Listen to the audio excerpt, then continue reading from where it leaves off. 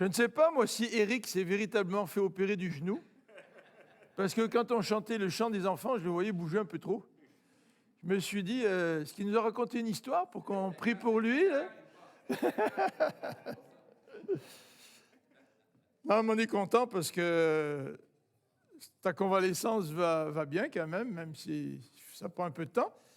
On a aussi des nouvelles de Serge. Sa convalescence va bien. Il y a eu un petit problème après l'opération. Il est revenu à l'hôpital pendant 36 heures, mais maintenant ça va mieux. Mais il n'a pas encore le droit de conduire. Alors, ce n'est pas tout à fait la même opération que Serge et Eric ont eu.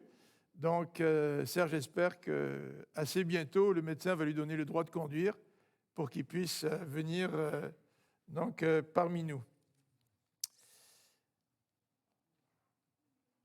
Je ne sais pas si vous avez regardé la série Chosen.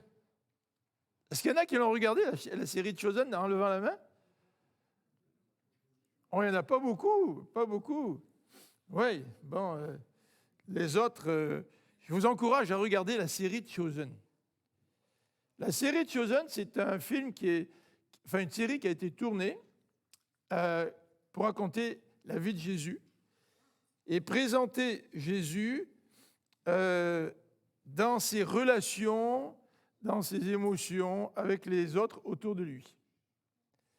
Et c'est une série qui a débuté un petit peu par la foi. Les gens ont dit, quand on va recevoir l'argent, on va éditer la série. Donc, ils ont fait la première année. Puis, quand ils ont eu assez de revenus, ils ont fait la deuxième année. Et là, ils sont à la troisième année. Moi, j'ai vu la première année. Sur Netflix, là, c'est en français la première année. Je ne sais pas si c'est en français ailleurs, mais c'est en français sur Netflix. Je sais que plein de Canadiens refusent de continuer leur abonnement avec Netflix. Mais si vous pensez à annuler votre abonnement de Netflix, regardez Chosen avant de l'annuler. Et vous allez voir que c'est une série qui est extrêmement touchante. Ma fille m'en avait parlé, Mélodie, elle l'avait regardée. Et moi je me disais, voir Jésus dans son humanité, on voit davantage Jésus comme étant le Fils de Dieu. Mais parfois, quand on s'arrête, on se dit, Jésus, il a vécu la même vie que moi, là, tu sais. Ça veut dire que si Jésus était là aujourd'hui, il prendrait la voiture comme moi, là. Il se ferait couper sur la route par quelqu'un, là, tu sais. Je ne sais pas qu'est-ce qu'il dirait, par exemple. Ou plutôt, oui, je le sais. Je sais ce que moi je dis parfois, que je ne devrais pas dire. Mais on voit le côté humain de Jésus. Bon, c'est sûr que ce qui est important, c'est de se rappeler que Jésus est pleinement Dieu aussi, c'est pas simplement pleinement humain. Mais c'est intéressant de voir aussi que Jésus, il s'est incarné. Il a vécu la vie que nous avons vécue. Il a vécu la vie des gens il y a 2000 ans, tu sais, avec les problèmes, les difficultés, les défis, avec les joies, avec les émotions. Et c'est intéressant de voir la manière dont Jésus réagit dans ses contacts avec les gens. Tu sais, de voir comment Jésus a de la joie quand il touche le cœur des gens. Tu sais. Et moi, ce qui m'a profondément touché, ça a été les interventions de Jésus dans la vie de 3 personnages, même 4 personnages. On pourrait dire même 5 personnages, quand j'y pense. Mais la première fois, ça a été l'année 1, l'épisode 1, la série 1, épisode 1. On est mis en présence de cette femme prostituée, tu sais, qui va dans la taverne et tout, qui est possédée de démons. Les pharisiens essayent de chasser les démons, ils n'y arrivent pas, tu sais. Puis à un moment donné, elle rencontre Jésus. Et Jésus lui dit, « Je t'ai choisi ». Et on voit à ce moment-là ce qui se passe entre cette femme et Jésus. Jésus a décidé de choisir une femme qui était au fond du baril. Et ces simples mots ont bouleversé cette femme. En France, quand ils ont passé la série Chosen, ils ont décidé de faire des émissions de 40 minutes, 45 minutes avant de projeter les épisodes. Et en ce qui a trait à la première série, l'épisode 1, ils ont passé le témoignage d'une femme qui s'appelait aussi Marie, qui cherchait un peu Dieu sans le savoir. Et quand elle est arrivée à cet épisode où Jésus dit à Marie, « Je t'ai choisi », cette femme a senti que le Saint-Esprit parlait à son cœur. Et elle a senti que Dieu la choisissait aussi. Alors c'est intéressant de voir que, en préambule de la diffusion de ce premier épisode, ils ont donné le témoignage d'une femme qui a été touchée par Dieu, par justement cet épisode. Il y a d'autres rencontres de Jésus qui sont très, très touchantes. Quand un des épisodes nous met en contexte avec ce lépreux qui se cache et qui veut vendre ses outils parce qu'il n'a plus rien pour manger. Et quand il s'approche pour vendre ses outils, l'acheteur se rend compte qu'il est lépreux. Et on voit la réaction de l'acheteur face aux lépreux. Vous savez que les lépreux, c'est des gens qui étaient mis à l'écart. Et le lépreux, a vécu ce rejet. Et à un moment donné, Jésus rencontre le lépreux et Jésus guérit le lépreux. Tu sais, quand on lit dans la Bible, Dieu veut nous parler au travers de sa parole. Tu sais. On a du mal à se mettre dans la peau des gens dont il est question dans la Bible. Tu sais. Si le Nouveau Testament nous parle des lépreux, puis que moi je vis au temps du Nouveau Testament, je sais comment on traite les lépreux. Parce que je les vois à distance, ils ont tous des clochettes pour signaler leur présence, pour éviter qu'on soit trop près d'eux puis qu'on soit contaminé. Tu sais. Donc, je sais un peu ce que c'est que la vie d'un lépreux. Pour nous, aujourd'hui, c'est plus compliqué. Tu sais. Et dans ce film, on retrouve un peu ce que les gens vivaient, les émotions qu'ils ressentaient. Et quand on voit ce lépreux qui vient vers Jésus, et de voir la réaction des disciples, tu sais. Ah non, il ne faut pas s'approcher, tu sais, on va le chasser. Tu sais. Puis Jésus qui s'approche du lépreux, qui le touche et qui le guérit. C'est extrêmement touchant. L'autre épisode qui m'a touché aussi, c'est quand Jésus touche aussi l'aveugle. Tu sais. Non, pas l'aveugle, le paralytique. Vous savez, il y avait une femme qui avait été témoin. Bon, la Bible ne dit pas, mais dans le film, on fait des liens que la Bible ne fait pas. Mais il y a une femme qui a vu Jésus guérir le lépreux, puis elle s'est dit, si Jésus a guéri le lépreux, il peut guérir mon ami qui est paralysé. Et ils arrivent à 4, ils portent le lit du paralysé, tu sais. Puis ils essayent de rentrer dans la maison, sauf que Jésus, ils ne peuvent pas, il y a trop de monde. Puis ils montent sur le toit, vous vous rappelez l'histoire? Puis on descend cet homme-là par le toit au pied de Jésus. Et de voir les émotions, la relation qui se passe à ce moment-là entre cet homme paralytique là, qui ne pouvait pas marcher, et Jésus, c'est extrêmement touchant. Il y a d'autres épisodes aussi. Comment Jésus touche Pierre, comment Jésus aussi touche Matthieu. Le personnage de Matthieu est tout à fait particulier. Bon, dans la série, ils sont obligés de donner un caractère au personnage, et on n'a pas vraiment toute l'information dans la Bible, mais de voir Matthieu, qui est un collecteur de taxes, haï par tout le monde, et Jésus qui va le toucher. Et Jésus qui lui dit, viens, suis-moi. Et puis Matthieu décide de le suivre. Avons-nous déjà imaginé la réaction des autres disciples? Seigneur, tu as dû faire une petite erreur là. Tu as choisi le mauvais Matthieu. C'est peut-être un autre Matthieu, pas un collecteur d'impôts. Pas quelqu'un qui nous vole. C'est pas quelqu'un qui représente l'oppression romaine. Tu sais? Alors il y a des passages comme ça qui sont extrêmement touchant.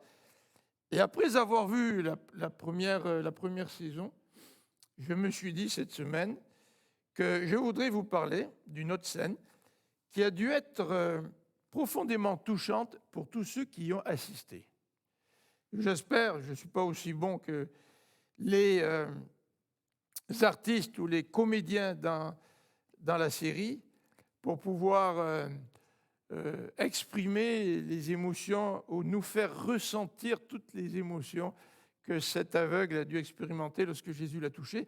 Mais j'espère que ce matin, on va un petit peu plus sentir, là, non seulement ce que l'aveugle a ressenti, mais sentir aussi le cœur de Jésus. Parce que c'est Jésus qui touche l'aveugle. Et lorsque Jésus nous touche, nous ne pouvons pas faire autrement que de le bénir. Ce matin, quand on a chanté le premier chant, là, « Béni soit le nom du Seigneur », je vous ai dit, on ne peut pas bénir le Seigneur si le Seigneur ne nous a pas touchés. Vrai? Est-ce que vous avez besoin d'être touché par Dieu? Est-ce que vous avez besoin dans votre vie personnelle d'être touché par Dieu? Est-ce que vous avez besoin d'être touché par Dieu dans votre vie de couple, dans votre vie de famille? Est-ce que vous avez besoin de ressentir cette main de Jésus qui se pose sur nous et qui nous transforme? Eh bien, c'est à cela que je voudrais nous inviter ce matin. Alors, regardons dans Marc au chapitre 10, la guérison de Bartimée. Bartimée, en araméen, bar, ça veut dire fils. Bartimée, comme le texte le traduit, il s'agit donc de Bartimée, le fils de Timée. Alors, Marc, chapitre 10, Marc, chapitre 10, à partir du verset 46. Ils arrivèrent à Jéricho, et lorsque Jésus en sortit, avec ses disciples et une assez grande foule, le fils de Timée, Bartimée, mendiant, aveugle, était assis au bord du chemin. Il entendit que c'était Jésus de Nazareth et se mit à crier, « Fils de David, Jésus, aie pitié de moi. » Plusieurs le reprenaient pour le faire taire, mais il criait beaucoup plus fort, « Fils de David, aie pitié de moi. » Jésus s'arrêta et dit, « Appelez-le. » Ils appelèrent l'aveugle en lui disant, « Prends courage, lève-toi, il t'appelle. » L'aveugle jeta son manteau et se levant d'un bond, il y a des mots qui transmettent toutes sortes d'émotions, hein. En se levant d'un bond, il vint vers Jésus. Jésus, prenant la parole, lui dit, « Que veux-tu que je te fasse ?» Rabouni signifie maître. Rabouni, lui répondit l'aveugle, « Que je recouvre la vue. » Et Jésus lui dit, « Va, ta foi t'a sauvé. » Aussitôt, il recouvra la vue et suivit Jésus dans le chemin.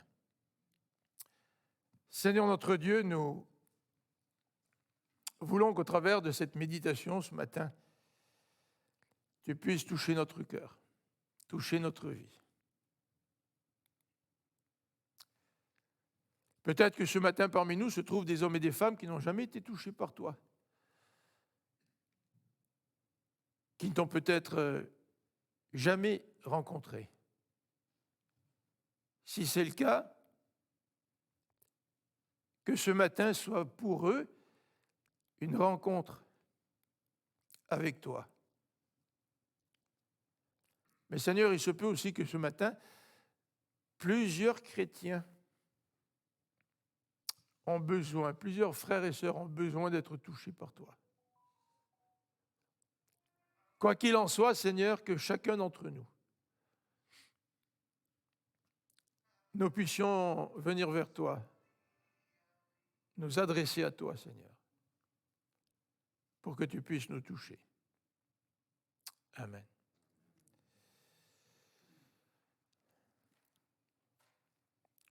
Alors, je voudrais regarder avec vous ce texte en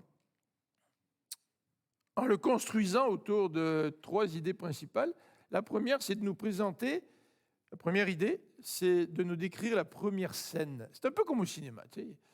Il y a une scène qui se déroule, et la première scène, même s'il est question un petit peu de Jésus, la première scène met surtout l'accent sur Bartimée.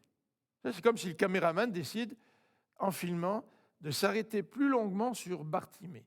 Et c'est ce que nous allons faire. Nous allons nous arrêter un peu plus longuement sur Bartimée. Ensuite, nous allons, dans la deuxième scène, la deuxième section de cette méditation, nous arrêter sur Jésus.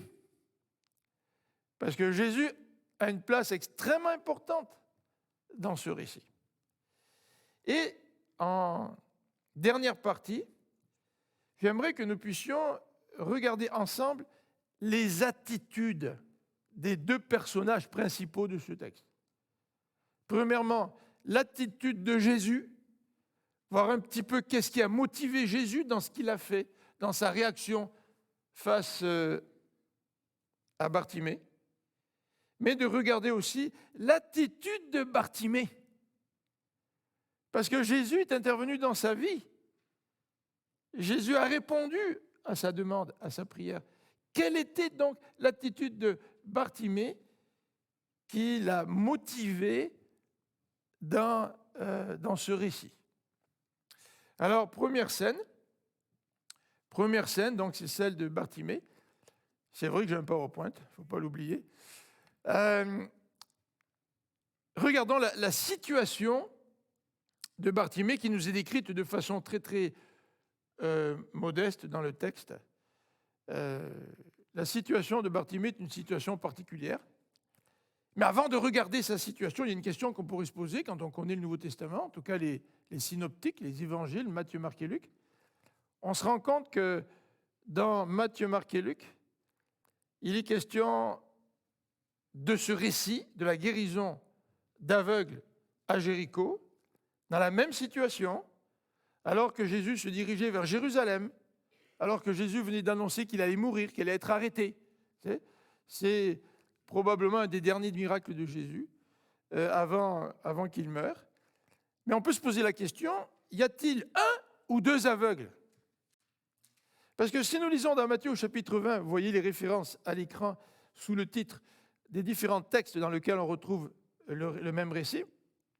Si nous lisons dans Matthieu au chapitre 20, il est question de deux aveugles.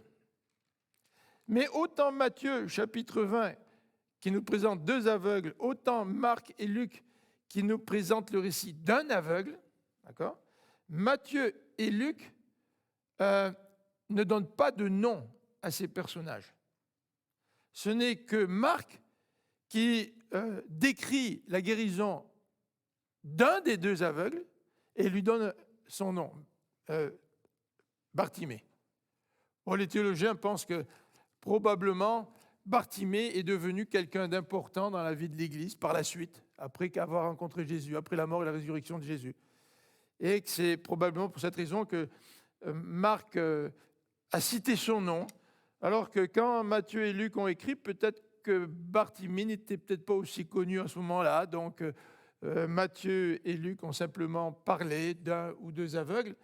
Dans les récits de Marc et de Luc, Marc et Luc choisissent de mettre l'accent sur un des deux aveugles. C'est comme si, par exemple, Eduardo et moi, on soit allés au 50e de l'association la semaine dernière, et puis que tous les deux, on a été convertis ce soir-là, tu sais, et qu'à un moment donné, quelqu'un raconte le récit de la conversion d'Eduardo. Puis quelqu'un d'autre choisit de raconter le récit de la conversion de nous deux. Tu sais. Donc l'auteur sélectionne de qui il veut parler. Ce n'est pas nécessairement une contradiction entre les évangiles. Donc, ici, Marc met l'accent sur Bartimée. Bartimée, nous dit le texte, était aveugle. Ce petit mot est rempli de sens, chargé de sens. Être aveugle, vous vous rendez compte ce que c'est que d'être aveugle? Et le texte dans Louis II, j'ai lu dans la version Louis II ce matin, nous dit que l'aveugle, en s'adressant à Jésus, lui dit « Permets que je recouvre la vue ».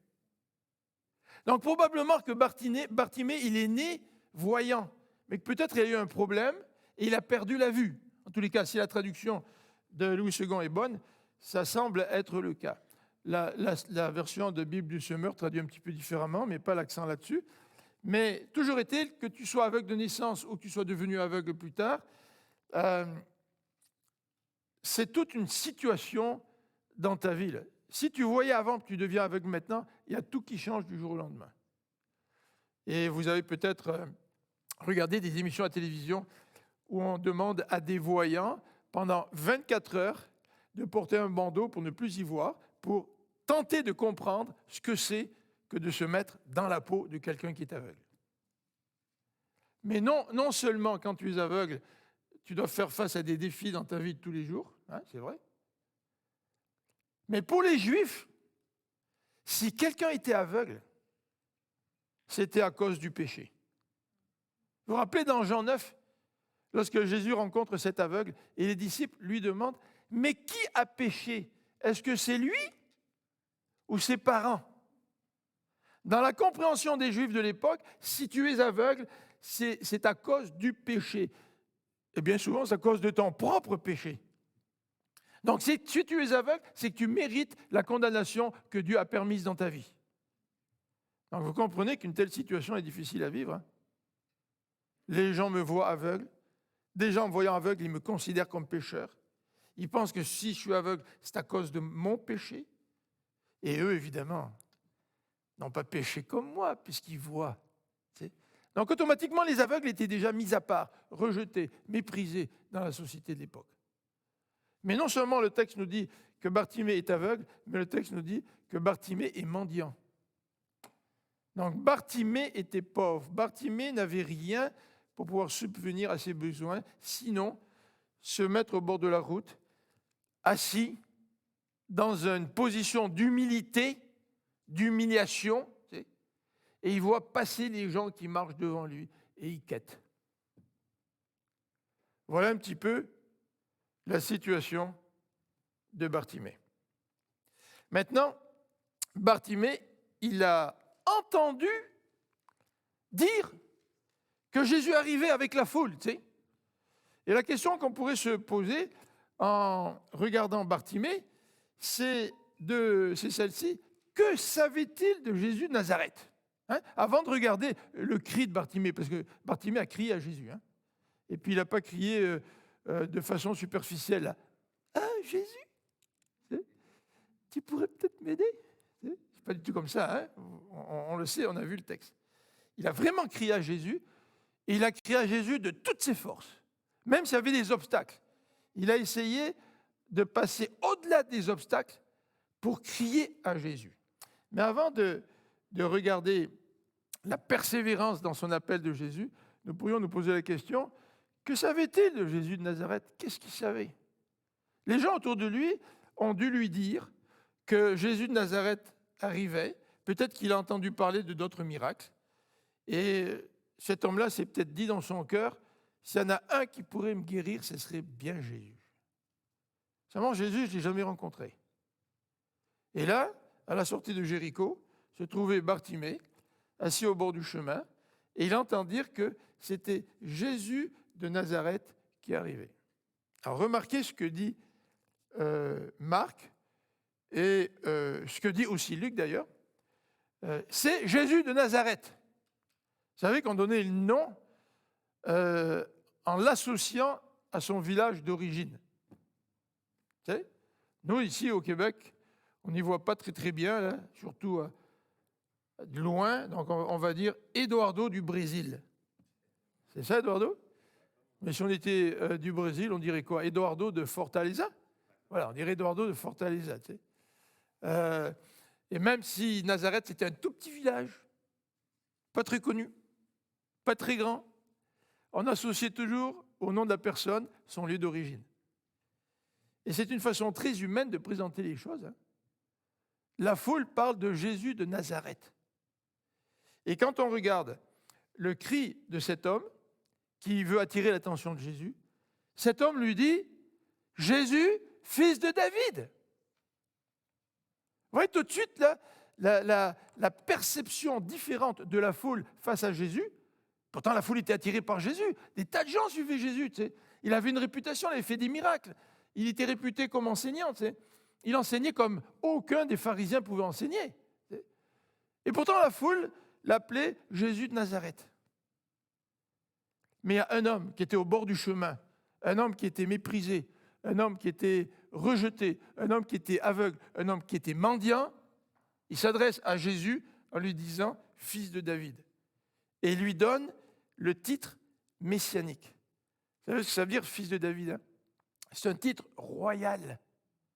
C'est par le Messie que toutes les promesses faites aux patriarches allaient se réaliser. Et cet homme aveugle, il voyait plus que le peuple d'Israël et les pharisiens que Jésus a traités d'aveugles. Vous savez, quand Jésus traite les pharisiens d'aveugles, les pharisiens, ils savent ce que c'est que des aveugles. Ils les voient, les malades près de la porte du temple. Là. Ils les voient, ces pauvres gens, là, le rebut de la société. Et Jésus a traité les pharisiens et le peuple comme étant, eux, des aveugles. Et le peuple n'avait pas vu qui était Jésus. Mais cet aveugle, cet homme méprisé, cet homme qui était exclu de la société, a vu plus que les voyants. Il a vu que Jésus était le Messie, le fils de David. Et c'est en tant que tel que cet homme a crié à Jésus. Alors avec la foule qui passait, vous savez certainement que dans le Proche-Orient, les foules sont bruyantes. Et probablement qu'il a fallu que cet homme crie. Et il crie assez fort. Je ne sais pas si le cri de cet homme a suffi. Peut-être qu'en marchant, là, étant donné qu'il était sur le bord du chemin, on ne pouvait pas faire autrement que le voir, à moins d'être trop occupé de parler avec les autres. Là, mais toujours est-il, il y a des gens dans la foule qui l'ont repéré. Peut-être c'était des gens qui contrôlaient la foule pour qu'il n'y ait pas de débordement. Et plusieurs, nous dit le texte au verset 48 de Marc, le reprenaient pour le faire taire. C'est incroyable. Hein? Il y a des gens qui ont identifié Jésus comme étant celui qui pouvait changer sa vie. Et il y a des gens, des circonstances, des situations autour de nous ou autour d'eux. On dirait que ces situations et ces gens font tout pour que nous puissions réfréner notre élan pour aller vers Jésus. En tous les cas, certainement que le malin, c'est ce qu'il fait. Hein. Il ne veut pas nous encourager à aller vers Jésus. Il ne veut pas que nous voyions Jésus comme étant ce qu'il est, le Fils de Dieu. Il ne veut pas que nous puissions voir Jésus comme étant ce qu'il est, c'est-à-dire celui qui est rempli de compassion pour nous et qui n'hésite pas à nous toucher dans notre lèpre, dans notre misère et dans notre péché pour transformer notre vie. Et le malin aimerait bien que nous écarter de Jésus. Mais vous savez ce que dit la parole? La parole nous dit que celui qui cherche Dieu de la moitié de son cœur, non, c'est pas ça, de tout son cœur, mais Dieu va se révéler à cette personne-là. Vous savez, on a dit ce matin là, que peut-être certains d'entre nous, nous avons besoin que Dieu nous touche, n'est-ce pas? Peut-être que certains d'entre nous, nous ne connaissons pas le Seigneur, puis nous avons besoin de le connaître. Mais est-ce que nous avons véritablement besoin de lui de tout notre cœur? Est-ce que c'est de tout notre cœur que nous cherchons Dieu? Est-ce que c'est de tout notre cœur que nous voulons vivre la vie dans sa plénitude que Christ nous promet? Est-ce que c'est de tout notre cœur que nous voulons rencontrer le Seigneur? En tout cas, c'était l'attitude de cet homme-là. Il persévère. Tu sais, les gens disent, écoute Bartimée, laisse-le tranquille, là. Toi reste au bord du chemin, tu sais. Puis malgré tout, je ne sais pas s'ils sont approchés de lui, je ne sais pas si qu'est-ce qu'ils ont fait, si physiquement ils l'ont touché ou quoi que ce soit, mais toujours est-il, Bartimée, il n'y a rien qui pouvait l'arrêter. Et le texte nous dit qu'il persévère, n'est-ce pas? Plusieurs le reprenaient, au verset 48, pour le faire taire, mais il criait beaucoup plus fort, « Fils de David, aie pitié de moi !» Moi, je me rappelle le moment de ma conversion, quand j'ai rencontré le Seigneur qui m'a sauvé. J'étais dans un état d'esprit où je suppliais le Seigneur. Où vraiment, je réalisais qu'il n'y avait rien, mais rien en moi qui pouvait faire en sorte que je puisse être sauvé. Et je réalisais que la seule personne qui pouvait intervenir dans ma vie, c'était le Seigneur. Et quand tu es désespéré, parce que tu n'as pas d'autre solution, qu'est-ce que tu fais? Ben, tu cries au Seigneur. Est-ce que nous crions au Seigneur? Est-ce que nous avons l'habitude de crier au Seigneur dans toutes les situations dans lesquelles nous vivons? Est-ce que nous avons l'habitude de persévérer lorsque nous crions pour que le Seigneur intervienne dans notre vie? Facile d'abandonner, tu sais. Ah, le Seigneur, il ne m'a pas répondu, j'arrête. Ah, ben, ils veulent me faire taire, donc je manque l'occasion. Tu sais. Peut-être qu'il y en aura une autre plus tard. Mais non, ce n'est pas du tout l'état d'esprit de cet homme assis au bord du chemin. Deuxième scène, c'est celle de la rencontre avec Jésus, et l'accent est mis sur Jésus à partir du verset 49. Jésus veut le voir. Ça, c'est fantastique. Vous savez, dans le film Chosen, Jésus décide de traverser la Samarie pour se rendre dans le sud. Et les disciples pensaient que le voyage allait durer plus longtemps, mais Jésus leur dit « Ah non, ça va durer moins de jours ». Mais ils n'ont pas compris que Jésus voulait prendre le chemin le plus court, traverser la Samarie, parce que les Juifs faisaient un écart. Ils ne traversaient pas la Samarie. La Samarie, ce n'était pas des gens fréquentables, tu sais. Et Jésus décide d'aller en Samarie, et il va en Samarie. Pourquoi? Parce qu'il voulait rencontrer une femme. Il voulait rencontrer la femme samaritaine, qui elle aussi était une exclue, qui elle allait puiser de l'eau à midi. Personne n'allait puiser de l'eau à midi, c'est trop chaud. C'est porter tes jarres pleines d'eau, là, du puits jusqu'à chez toi, c'est toute une épreuve, à midi, en plein soleil, dans le sud, là. Mais Jésus voulait la rencontrer. Et Jésus a ce désir de nous rencontrer. Je ne sais pas si nous pensons souvent à cela. Là, tu sais. Avant que le Seigneur vienne toucher ma vie, le Seigneur avait le désir de me rencontrer. Je ne sais pas, vous, si vous avez le désir de rencontrer quelqu'un.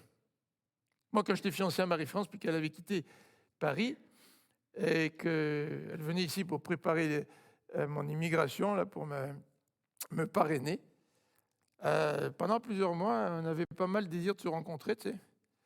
Et puis, moi, je suis arrivé par avion à New York, j'ai pris l'autobus pour venir jusqu'à Montréal, pendant la nuit, puis Marie-France, le matin, était très tôt, je crois, à l'arrêt d'autobus, n'est-ce pas? Hein, tu dormais dans la voiture avec ton père. Là. Mais elle a dormi, tu sais, mais moi, j'avais tellement envie de la rencontrer que je ne dormais pas. Vous avez déjà eu le désir de rencontrer quelqu'un, tu sais? Ce désir-là, soit de revoir quelqu'un que vous aimez, ce désir d'être en communion avec la personne, ce désir de la voir, ce désir de la prendre dans vos bras, ce désir d'être en relation avec elle. Eh bien, Jésus, il avait ce désir-là pour chacun de vous qui avez accepté le Seigneur dans votre vie. La Bible dit que même s'il y a une centième brebis qui est perdue, le Seigneur a le désir de retrouver la brebis qui est perdue. Et même si tu ne connais pas le Seigneur aujourd'hui, le Seigneur veut te rencontrer. Il a le désir de te rencontrer. Et ce même désir animait le Seigneur quand, dans cet épisode, quand il entend cet homme qui crie à lui. Donc Jésus a remarqué cet homme. Il l'a remarqué dans sa misère. Il l'a remarqué dans un isolement.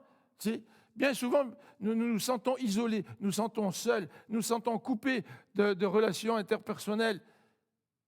Mais le Seigneur, il nous voit dans notre solitude, il nous voit dans nos besoins, il nous voit dans notre souffrance. Et plus que cela, le Seigneur ne nous voit pas simplement, mais le Seigneur veut nous rencontrer. Donc Jésus s'arrête. Quelle belle expression. Et j'imagine le cœur de cet aveugle, de ce mendiant, qui a dû sauter dans sa poitrine lorsque Jésus s'est arrêté. Et il savait que Jésus s'arrêtait pour le rencontrer. N'est-ce pas fantastique que Jésus ait appelé cet homme? Certains textes disent ceci, allez le chercher, dites-lui que je l'appelle. Tu sais. D'autres textes, comme ici, le texte au verset 49 dit « appelez-le ». Donc, il a mandaté des gens pour lui dire à Bartimée « Jésus t'appelle, viens ». Tu sais. Et ça, c'est intéressant parce que Jésus nous appelle parce qu'il s'attend à ce que nous puissions lui répondre. Ça, c'est intéressant, ça. Jésus pourrait arriver, puis nous surprendre au coin de la rue, et puis nous faire du bien. Alors, ça arrive parfois dans la vie chrétienne que le Seigneur nous surprenne, n'est-ce pas? Mais bien souvent, le Seigneur nous appelle. Le Seigneur nous appelle parce qu'il veut que nous puissions démontrer notre intérêt pour lui. Et il veut notre réponse, le Seigneur. C'est dans notre vie chrétienne, nous avons peut-être besoin d'être plus en relation avec Dieu.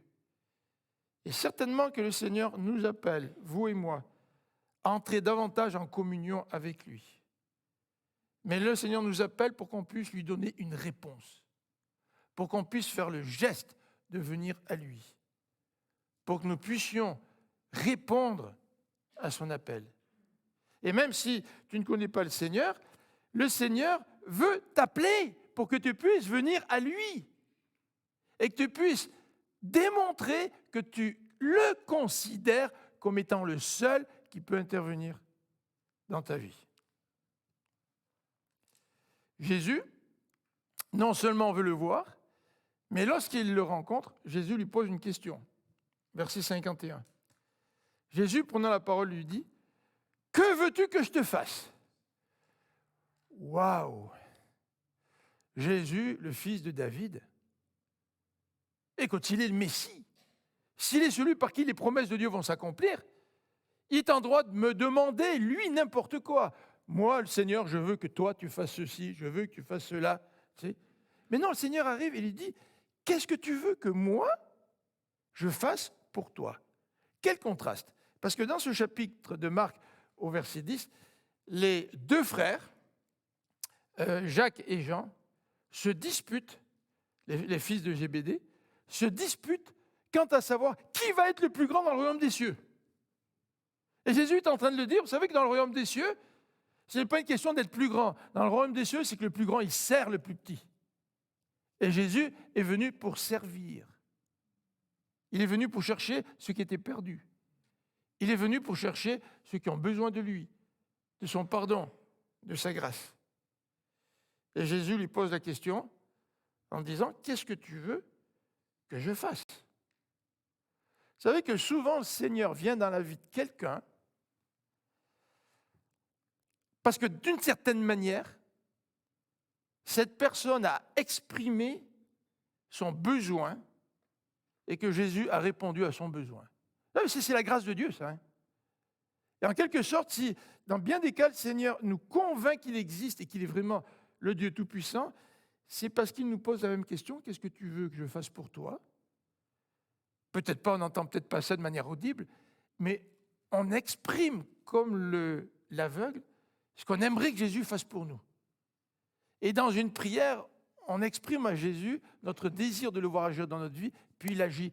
Et là, quand il agit, nous sommes convaincus que le Seigneur est vivant. Nous avons rencontré Dieu, Dieu lui a répondu à un de mes besoins, et là, je suis convaincu que Jésus est le Fils de Dieu. Et là, je suis transformé. Là, je lui donne ma vie. Et là, je le suis. Donc, la question de Jésus, au verset 51, donc, que veux-tu que je fasse? C'est la question que Jésus vient de lui poser. La réponse de l'aveugle, elle est extrêmement directe. T'es convaincu que Jésus est le Messie? Ouais, je suis convaincu, mais moi, ma petite vie, c'est pas très important. Lui est tellement si grand que ça. Il me demande quelque chose, le Seigneur, mais je ne sais pas ce que j'oserais lui demander, ce que j'oserais ne pas lui dire. Comment je dois répondre à cela? Mais vous savez, quand quelqu'un est désespéré, quand quelqu'un ressent profondément le besoin de Jésus, à une telle question, qu'est-ce qu'on dit? On dit la vérité. Mais pour dire la vérité, pour pouvoir exprimer notre besoin, Seigneur, je veux recouvrir la vue. Il faut tout d'abord que l'aveugle soit convaincu qu'il est aveugle. Vous allez me dire, c'est évident. Mais le problème avec nous, c'est que nous ne sommes pas convaincus d'avoir un besoin auquel le Seigneur veut répondre. Nous sommes convaincus d'être autonomes. Nous sommes convaincus que nous n'avons pas besoin de lui. Nous sommes convaincus de notre propre valeur. Oh, l'aveugle n'était pas convaincu de sa propre valeur, il était rejeté. Tu sais, il était mendiant. Et spontanément, l'aveugle a exprimé, conscient de ses besoins, ce qu'il attendait de la part de Jésus. Vous savez ce que dit la Bible? Il n'y a personne qui vient à Dieu à moins que Dieu ne l'attire. Mais je suis sûr que si tous nous sommes ici aujourd'hui, c'est parce que d'une manière ou d'une autre, Dieu nous a attirés à lui et Dieu continue à nous attirer à lui. Et Dieu peut-être nous attire même maintenant à lui et il attend que nous puissions venir à lui et lui donner notre vie. Quels sont nos besoins? Quels sont vos besoins? Tu sais, quand on est jeune, on veut construire notre vie. Notre besoin, c'est de bien construire notre vie. Et dans notre folie, nous pensons que nous pouvons bien construire notre vie par nos propres forces. On dit que 50% des couples qui se marient, ils vont divorcer. Mais pensez-vous vraiment que lorsqu'ils se marient, ils pensent déjà qu'ils vont divorcer? Bien sûr que non. Ils se marient en ayant l'intention de bâtir une vie de couple, de bâtir une vie de famille. Et pourquoi ça ne marche pas quelque part? On a besoin de Dieu. La Bible nous dit que si tu bâtis ta maison, mais que tu la bâtis sans l'Éternel, tu bâtis ta maison en vain. Le problème, c'est de reconnaître notre besoin. Est-ce que nous reconnaissons notre besoin et est-ce que nous admettons que la personne qui peut répondre à notre besoin, c'est le Seigneur Jésus-Christ lui-même. Troisième élément dans cette méditation, j'aimerais que nous puissions regarder un petit peu plus en détail l'attitude de Jésus et celle de Bartimée, et puis on terminera par un chant tous ensemble. Regardons tout d'abord l'attitude de Jésus. Dans Matthieu 20, au verset 34, il nous est dit, donc dans l'autre récit, où il est question de deux aveugles, il nous est dit qu'en voyant les deux aveugles, Jésus a été frappé de pitié. A été frappé de pitié. C'est la pitié qui manquait à Jean et Jacques. Parce qu'ils voulaient savoir qui serait le plus grand dans le royaume de Dieu. Et ils pensaient à eux. Moi, je vais être à ta droite, moi à ta gauche. Et ce qui les préoccupait, c'était leur propre personne plutôt que de ressentir de la pitié pour ceux qui souffraient. Jésus, le Fils de Dieu, qui a délaissé sa place, nous dit Philippiens, là, tu sais, il a délaissé sa place pour venir vivre parmi nous comme un serviteur, pour nous servir. Lui, le Créateur, lui, le Fils de Dieu. Il est touché de compassion, il est touché de pitié. Et qui est l'objet de sa pitié? C'est toi et c'est moi. Oh, c'est pas très glorieux de penser qu'on fait pitié. Et c'est peut-être ça qui nous empêche d'aller au Seigneur. C'est que dans notre orgueil, nous pensons que nous pouvons tout faire nous-mêmes. Dans son orgueil, l'homme pense qu'il peut vivre par lui-même et qu'il peut s'épanouir par lui-même. Il n'y a rien de plus faux que ça, vous le savez. Écoutez les nouvelles, écoutez partout, là, il n'y a rien de plus faux que ça. Le péché est tellement ancré dans ce monde. Mais non seulement le péché est ancré dans ce monde, c'est que nous faisons réellement pitié parce que nous croyons pouvoir nous en tirer alors que nous n'avons aucune force pour pouvoir nous sortir du péché et de pouvoir nous épanouir par nos propres forces. Jésus a pitié de ces brebis qui errent sans berger, nous dit le Nouveau Testament, nous dit les Évangiles. Et Jésus a été profondément touché par la situation de cet homme. Tu te rends compte? Jésus, il est profondément touché par ce que tu vis. Il est touché par tes souffrances. Il est touché par tes épreuves. Il est touché par tes défis. Il est touché même de voir ton orgueil. Le Seigneur est rempli de compassion, nous dit la Bible. C'est la raison pour laquelle nous pouvons aller vers le Seigneur comme Bartimée est allé vers lui. Alors non seulement Jésus éprouve de la pitié et de la compassion, mais Jésus, il les touche. Dans Matthieu, il est dit que Jésus a touché les yeux des deux aveugles. Vous savez, quand quelqu'un est malade, là, on se sent un petit peu gêné. Même si on a de la pitié, là, on ne sait pas trop si on doit la toucher, la personne ou pas. Là, et aujourd'hui, on est peut-être beaucoup plus réticent parce que il peut y arriver toutes sortes d'affaires quand on touche les gens, des mauvaises compréhensions. Maintenant, même avec les enfants, il faut faire attention de ne pas trop les toucher. Avec ce contexte malheureux d'abus dans lequel nous vivons dans le monde, on ne sait plus trop comment toucher les gens. Mais Jésus, il touche les gens parce que ça vient de son cœur. Son toucher, c'est l'expression de sa pitié et de son amour pour chacun d'entre nous. Et ça arrive, tu sais. Quand vous allez visiter quelqu'un à l'hôpital, puis vous êtes deux, là, et puis Marie-France, elle est un petit peu comme ça. Puis on arrive à l'hôpital, on voit quelqu'un, puis spontanément, elle va mettre sa main sur la main de quelqu'un. Tu sais, des fois, moi, j'ai un petit peu plus de retenue, tu sais. Mais ces gestes viennent de la compassion qui se trouve dans le cœur de Jésus. Jésus est prêt à nous toucher. Il est prêt à toucher l'aveugle, celui que les gens méprisaient, celui que les gens avaient rejeté. Plus que cela, il touche le lépreux, celui qui, d'après la croyance populaire de l'époque, pouvait nous contaminer et nous donner sa propre lèpre. De son cœur rempli de pitié, jaillit ce geste de Jésus qui nous touche. Jésus veut te toucher, Jésus veut me toucher, Jésus veut transformer ma vie, Jésus veut transformer ta vie. Et non seulement Jésus touche, parce qu'à la limite, moi je pourrais toucher, mais je n'ai pas le pouvoir de guérir. Mais quand Jésus nous touche, Jésus nous guérit.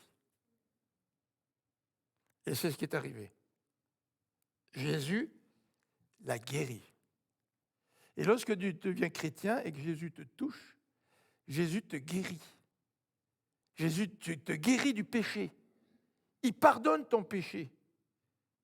Il fait en sorte que ce qui te séparait de Dieu, ce péché, puisse être pardonné, puisse disparaître pour que tu puisses être en communion avec Dieu.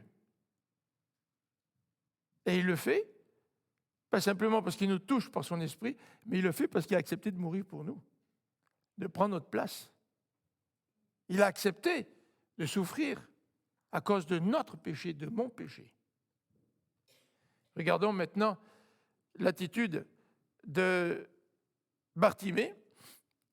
Dans Marc, au chapitre 10, verset 52, Jésus lui dit « Va, ta foi t'a sauvé ».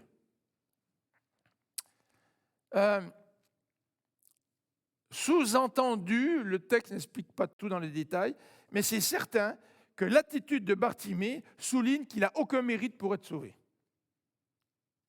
Vous savez, contrairement à Zachée, lui qui se disait « Je veux voir Jésus », puis moi je vais trouver le moyen de voir Jésus. Moi j'ai un bon moyen pour voir Jésus, je vais monter dans le sycomore. Là. Je suis petit, je ne peux pas voir Jésus par-dessus la tête des autres, je vais monter plus haut. Vous savez, on a tous des idées pour aller au ciel. Tu sais. Zachée avait une idée, monter dans l'arbre, tu sais, pour pouvoir voir Jésus. Mais quelle idée Bartimée aurait pu-t-il avoir pour rencontrer Jésus? Pour lui, il n'y avait aucune possibilité de rencontrer Jésus, aucune action qu'il aurait pu poser qui aurait pu le rendre digne de rencontrer Jésus. Bartimée est venu dans son indignité, dans sa situation de reclus, dans sa situation de souffrance, dans sa situation de mendiant, d'aveugle. Il n'y avait rien en lui pour lui permettre de rencontrer Jésus. Il n'a aucun mérite. Et Jésus souligne cela indirectement quand il dit « Va, ta foi t'a sauvé ». Sa foi, c'était la confiance que Jésus allait intervenir dans sa vie alors qu'il ne le méritait pas. Cet aveugle a appelé à la grâce imméritée de Jésus. Et si Jésus te touche, si Jésus me touche, ce n'est pas parce que je suis meilleur et que tu es meilleur qu'un autre. C'est parce que Dieu est rempli de grâce envers chacun d'entre nous. Et le texte finit en disant qu'il recouvre la vue et suivit Jésus dans le chemin. Et ça, c'est aussi l'expression de la transformation qui a eu lieu dans la vie de cet homme. Cet homme qui a compris que Jésus était le Messie, cet homme qui a été guéri, qui a été sauvé par le Messie, il décide maintenant de le suivre. D'ailleurs, Luc 18, 43 nous dit qu'il suivit Jésus en louant Dieu. Mais imaginez-vous la scène, là. Il y a une foule, hein. Il ne faut pas oublier qu'il y a la foule, là. Puis Jésus s'arrête, puis les gens se disent, qu'est-ce qu'il va faire Jésus, là? Il va peut-être faire un autre miracle, c'est le fun, on va voir un autre miracle. Puis c'est vrai que Jésus fait un miracle. Puis cet homme-là est tellement transformé qu'il loue le Seigneur. D'ailleurs, quand Jésus l'a appelé, il s'est levé vite, le texte nous dit là, il se lève vite. Il abandonne son manteau, il se lève vite, puis il vient. Il vient voir Jésus. Il avait hâte. C'est spontané, là, tu sais. Et le texte finit en disant qu'il suivit Jésus en louant Dieu. Est-ce que notre louange est le fruit d'une transformation de vie par Jésus-Christ? Ou est-ce que notre louange est le fruit d'une habitude? Est-ce que notre louange jaillit d'un cœur qui a été transformé parce que nous avons rencontré le Seigneur? Est-ce que nous bénissons Dieu parce que nous avons été transformés par le Seigneur? Prions ensemble. Pendant la prière, je vais demander aux musiciens de venir sur l'estrade, s'il vous plaît.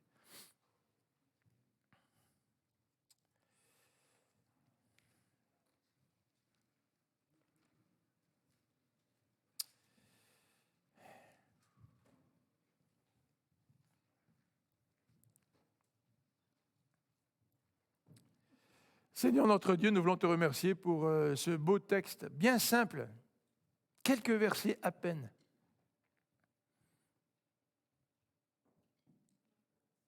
Mais qui reflète le pouvoir de transformation de Jésus-Christ.